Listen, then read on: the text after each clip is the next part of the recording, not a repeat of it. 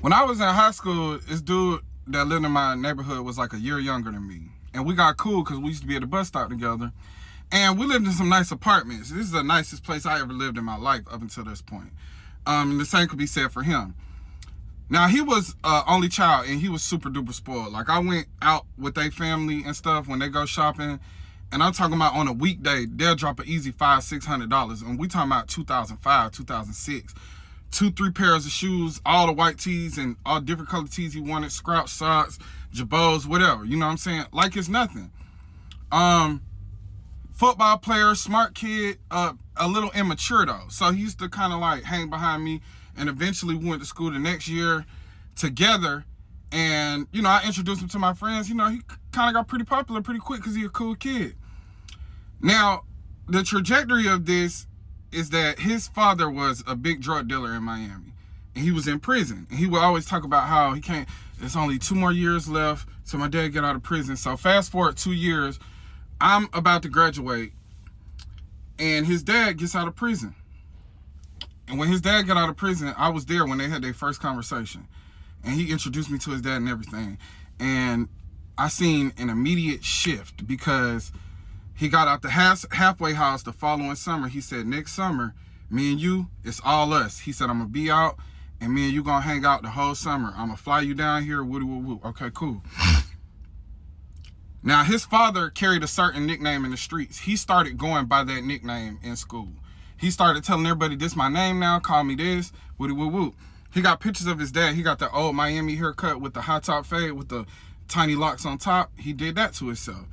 He started talking a little different. He bought a grill. He started emulating the image that we seen of his father in the 90s. You understand what I'm saying? Pictures from, he emulated. He started working out. My dad always used to talk about the discipline of working out, and you got to work out, and I just want to be in good shape when I see him and stuff. I want to be a good representation of him. Fast forward to this summer comes.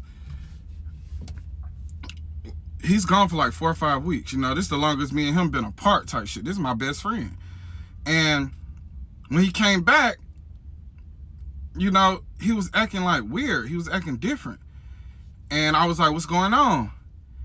And he was like, he just started crying. And he like, the whole time I was down there, I ain't see him once. He always would tell me, he was like, oh, I'm gonna come pick you up today. He wouldn't come pick me up. He stopped answering his phone.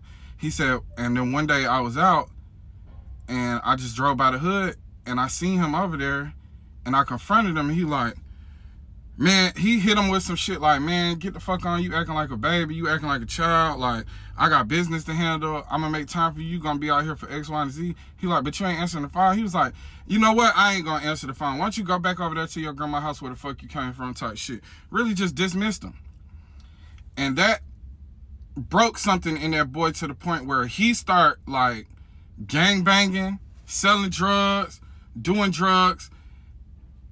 And then he would call his dad and try to talk about like work, try to talk about his dad like, bro, that's not how I raised you, woo woo woo. And he like, you don't know me, you don't know where I'm coming from, you don't know what I'm going through down here, when the reality is he come from a good home, but he's trying to find any point of connection to relate to his father, up to the point of emulating his entire look, and still got no acknowledgement, and was ultimately shunned and neglected by his father, which drove him more into trying to create a re-imaging of his father in his own life just to have a point of connection.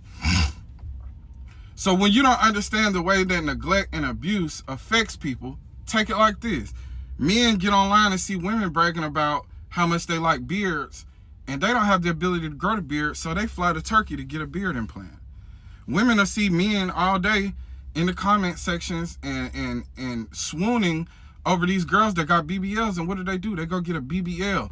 People emulate figures of things that they want attention from. People emulate what they want, where they seek attention. They try their hardest to find a point of connection to that thing they seek attention from. So when you say King wants to discard the image of being a privileged son, how much privilege do you have if you only allowed to live and reap the benefits of how your father lives in his status on the weekends to film a show, and then it's right back to grandma's house? How privileged is it to have a father that got everything in the world but won't pay you no attention? If your father rap about the streets and be in the street all day, justifiably, an immature child will try to assimilate his way into the streets, maybe to garner some attention and love from his father. And I watched it play out in my life, and that boy done went to prison. That boy, he not like that, so he ended up ratting. He got people sent in jail. He had to move. Everything. Me and his relationship got torn apart because he started doing drugs.